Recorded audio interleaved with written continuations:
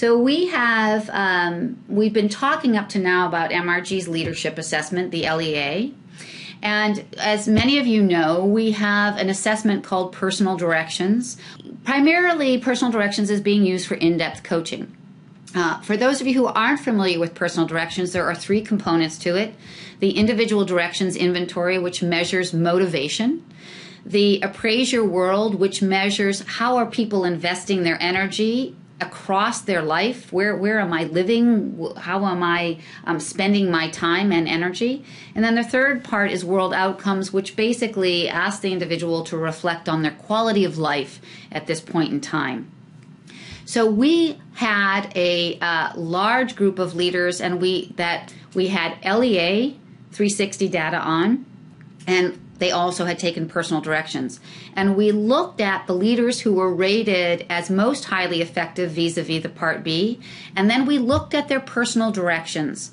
And we compared that group of highly effective leaders and what their Personal Directions scores look like compared to all the other leaders who had lower, mid-range and lower Part B scores, and looked at their Personal Directions. And these are the distinguishing characteristics vis-a-vis the Personal Direction scores for the highly effective leaders. And so what we found is, and these are in order of importance, we found that both men and women leaders had a stronger motivation to give. So for those of you who know the IDI, this is the giving motivation. So they had higher motivations to give than the less effective leaders.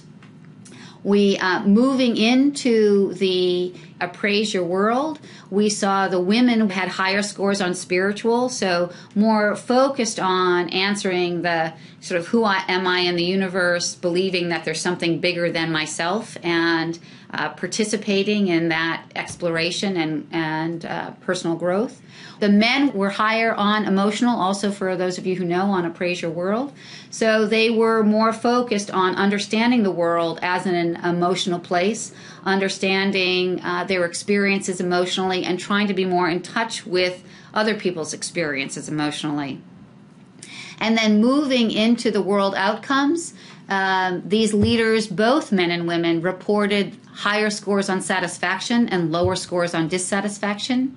Women reported that they felt a higher degree of support and more balance. Men reported that they were experiencing more growth in their worlds, and both of them had lower scores than their less effective counterparts on external focus.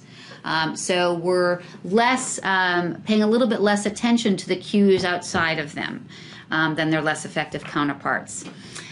So these leaders are spending time on who they are inside. They are reporting happier lives.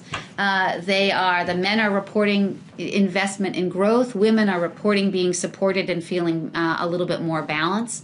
And they are a little bit less tending to the voices outside of them in driving and charting their course. So again, for those of us who are coaching and developing leaders, the fact that leaders who are invested in these kinds of things are showing up as more highly effective, from our perspective, makes or reinforces the case for personal growth and development and attention to one's being as a part of a holistic approach to developing effective leaders.